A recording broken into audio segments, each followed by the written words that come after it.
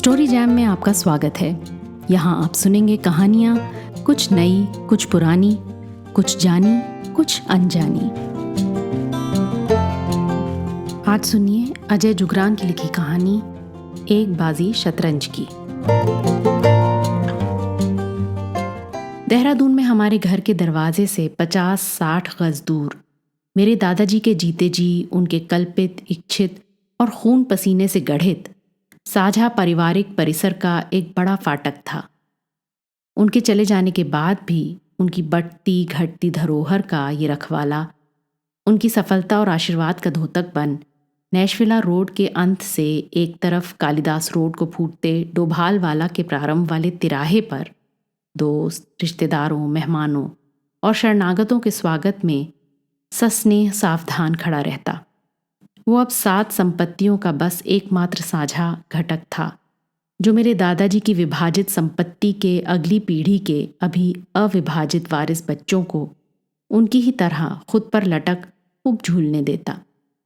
शायद इसलिए मुझे नींद में भी उस पर स्कूल यूनिफॉर्म पहन चलती चींटियों का कदम कदम बढ़ाए जा, खुशी के गीत गाए जा गीत साफ सुनाई देता।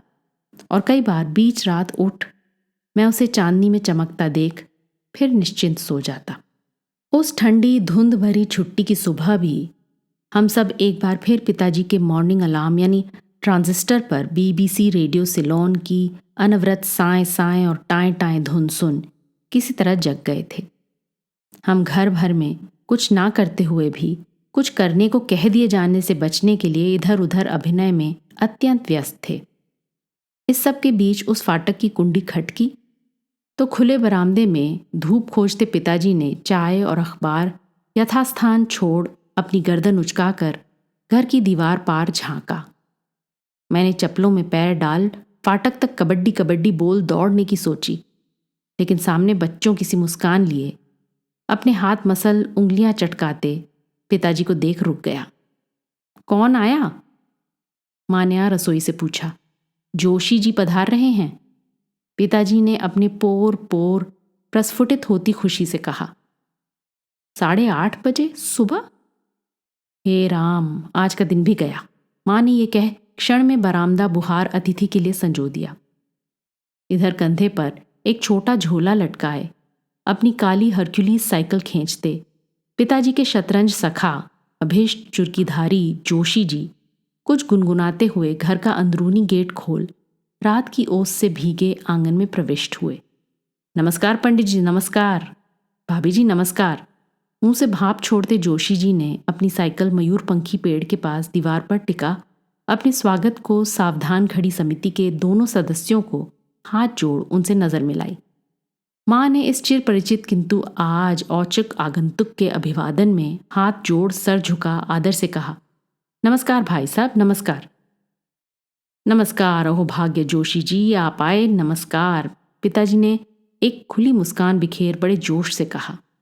कुछ समय था पंडित जी, सो चला आया। जोशी जी ने बिना किसी के पूछे रविवार को इतनी सुबह अपने टपक पड़ने पर सफाई दी। अच्छा किया जोशी जी, बहुत अच्छा किया, पिताजी ने कहा, मानो किसी बच्चे को नादान शैतानी के लिए उत्साहित कर रहे हों। बैठिए भाई साहब, लीजिए अदरक की चाय पीजिए, माँ ने जोशी जी को चाय की प्याली पकड़ाते हुए कहा। वाह भाभी जी वाह, जोशी जी ने प्याली दोनों हाथों से पकड़ अपनी नाक की सूक्ष्म आरती उतारी और फिर उसे 2-3 घूंट में ही गटक कर कहा, आहा अति उत्तम चाय, भाभी जी आहा अति उत्तम चाय। माँ प्यालियां ट्रे में रख रसोई को बढ़ी। अवसर देख पिताजी ने बिन टटोले जोशी जी की नब्ज पकड़ी। चलिए जोशी जी, हो जाए एक बाजी शतरंज की। क्यों नहीं पंडित जी, आप बोले तो हम 1 या 2 को राजी हो जाएं, जोशी जी बोले। फिर क्या था? पिताजी गौतकिया लगा दीवान पर, जोशी जी बड़ी कुर्सी के किनारे पर, शतरंज गोल मेज पर, सब यथा योग्य स्थान पर, और जोशी जी के ओम नमः शिवाय ओम नमः शिवाय और कान छूने के साथ पहली बाजी शुरू हुई। शुरुआती तेज चालों के बाद चुस्त मोहरे कुछ धीमे हो गए और संवाद सुप्त सा हो गया। नाश्ता दबे पांव आया। आलू की भरी रोटी पर घर का मक्खन, अचार, हरी चटनी और ढकी कटोरी में आटे घी का खुशबूदार हलवा।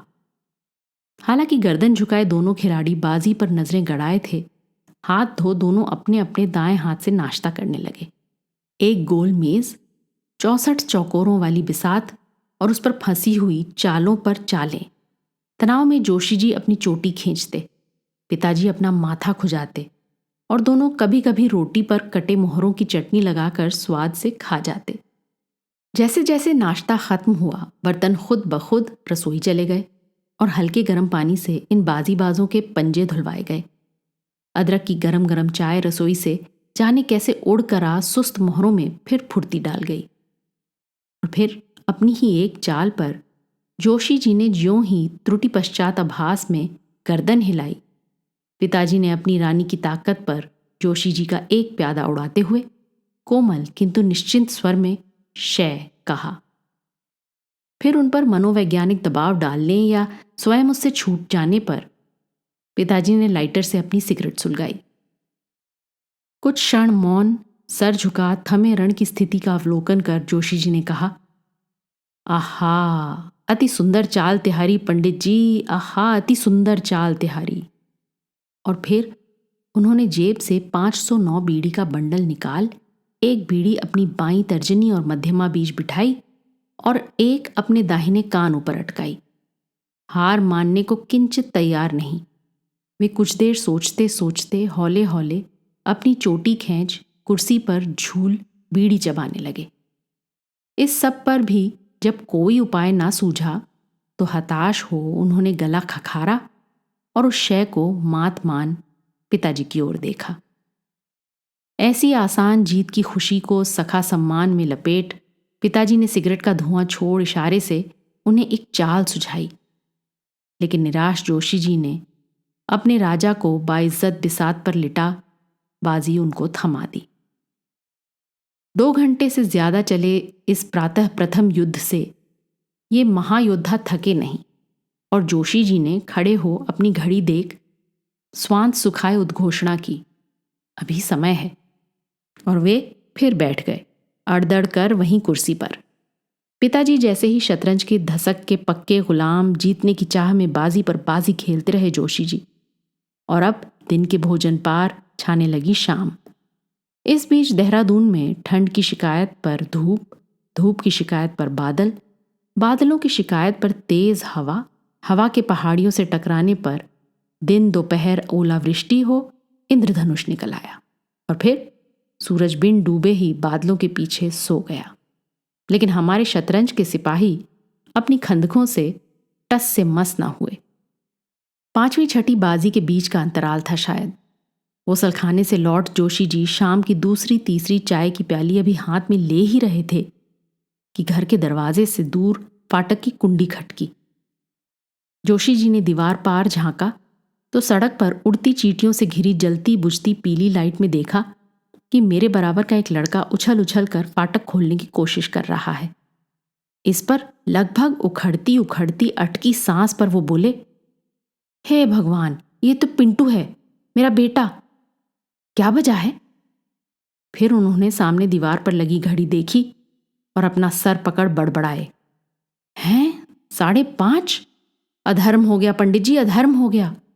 और ये कह वे धम्म से दीवान पर ढुलक गए। समय रुका। आत्मग्लानि से भरे पिताजी एकालाप विलाप विलीन जोशी जी के पास खड़े हो गए और मां दौड़ी आई संध्या पूजन से उठकर। इस असमंजस में भी मैंने पिंटू को खेलने के लिए आंगन के बाहर रोका, पर उसका उतरा मुंह देख मैं उसे भीतर ले आया। वहां मां के दिए प्रसाद के लड्डू पकौड़े पकड़ हम दोनों दीवार की जकड़ से चुपचाप खड़े सब देखने सुनने लगे। अरे मैं तो निकला था सवेरे लेने पिंटू की मां की दवा। उसके दांत में पूरी रात बड़ा दर्द था। दुकान खुलने में अभी समय था तो आदतन पंडित जी आपके घर का रुख हुआ। सोचा एक बाजी शतरंज की खेलकर चक्कर लगा लूंगा। हाय भाभी जी, अब विमला क्या कहेगी, मैं क्या जवाब दूंगा? जोशी जी बोलते चले जा रहे थे। मां पिताजी मुंह लटकाए निशब्द दोषी से दीवान पर असहाय पड़े जोशी जी के पास खड़े थे। स्थिति को गंभीर जान पिंटू ने साहस बटोरा और कहा, बाबा मैं दवाई ले आया था। अम्मा अब ठीक है, बस आपकी चिंता में उसने कुछ खाया नहीं है सुबह से।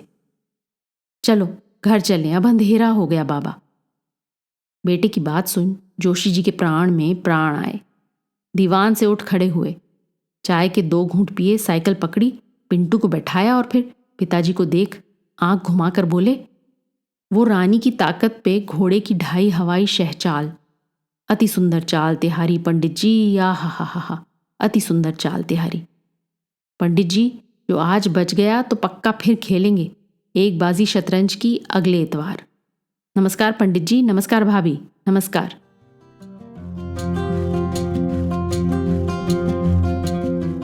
आज की कहानी आपको कैसी लगी अपने कमेंट्स ज़रूर लिखिएगा, साथ ही सब्सक्राइब कीजिएगा। आपके फैमिली और फ्रेंड्स में आप जैसे ही कहानियों के शौकीन कदरदान और हैं, उन्हें ये कहानी व्हाट्सएप पर फॉरवर्ड करें। अगली बार फिर मिलेंगे एक और कहानी, लेख या कविता के साथ। तब तक अलविदा।